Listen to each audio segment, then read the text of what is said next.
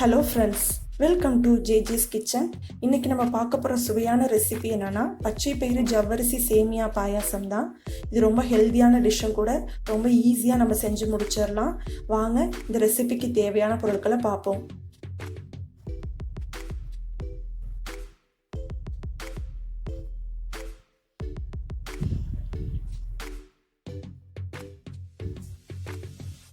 முதல்ல நான் குக்கரை அடுப்பில் வச்சுருக்கேன். அதில் 2 ஸ்பூன் அளவுக்கு நெய் விட்டுருக்கேன்.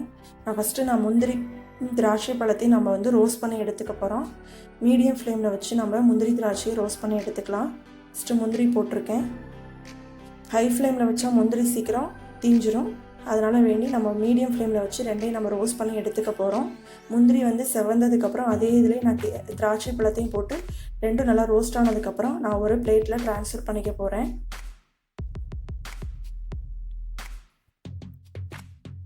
இந்த நெய்யில் நான் ஒரு 3/4 கப்பு பச்சை பயிறு கழுவி வச்சுருக்கேன். அந்த நெய்யில் போட்டு நல்லா நான் வதக்கிக்கிறேன். நல்லா வதங்கினதுக்கப்புறம் நான் ஒரு 1/2 கப் அளவு ஜவ்வரிசியை கழுவி வச்சுருக்கேன். அதையும் அதோடய சேர்த்து நான் பச்சை பயிரையும் ஜவ்வரிசியும் சேர்த்து வேக போட போகிறேன். ஏன்னா பச்சை பயிறு ஜவ்வரிசி வேக லேட் ஆகும். குக்கரில் வச்சோம்னா டக்குன்னு வெந்துடும். எனக்கு 5 விசில் வச்சா போதும், 2 வெந்துடும். ரொம்ப குழஞ்சிராமல் கரெக்டான பதத்தில் வெந்துடும். இப்போ அதுக்கு நம்ம தேவையான அளவு தண்ணீர் ஊற்றி நம்ம என்ன செய்ய போகிறோன்னா குக்கரை மூடி ஒரு 5 விசில் விட போகிறோம்.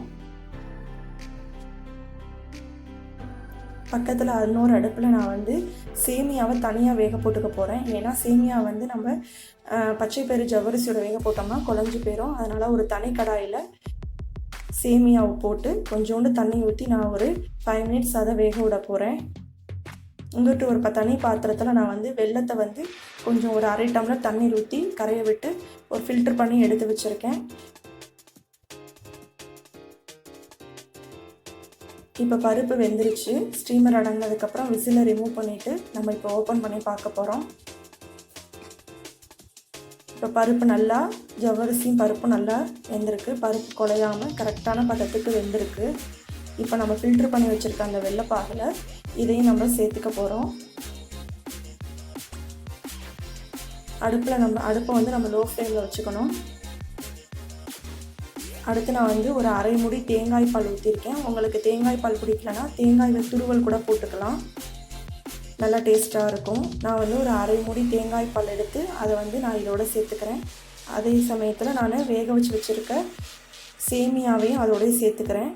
நல்லா எல்லாத்தையும் கிளறி விட்டுட்டு இப்போ நம்ம வாசனைக்காக கொஞ்சோண்டு ஏலக்காய் பொடி சேர்க்க போகிறோம். நான் ஒரு 1/2 ஸ்பூன் அளவுக்கு ஏலக்காய் பொடியை நான் பாயாசத்தில் ஆட் பண்ணுறேன்.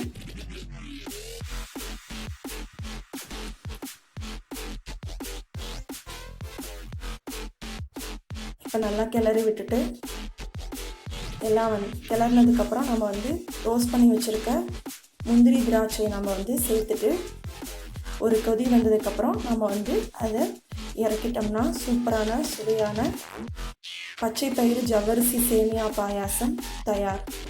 நீங்களும் இந்த ரெசிபியை உங்கள் வீட்டில் செஞ்சு பாருங்கள். பிடிச்சிருந்தா லைக் பண்ணுங்கள், கமெண்ட் பண்ணுங்கள். மறக்காமல் நம்ம சேனலுக்கு சப்ஸ்கிரைப் பண்ணுங்கள். Thank you friends.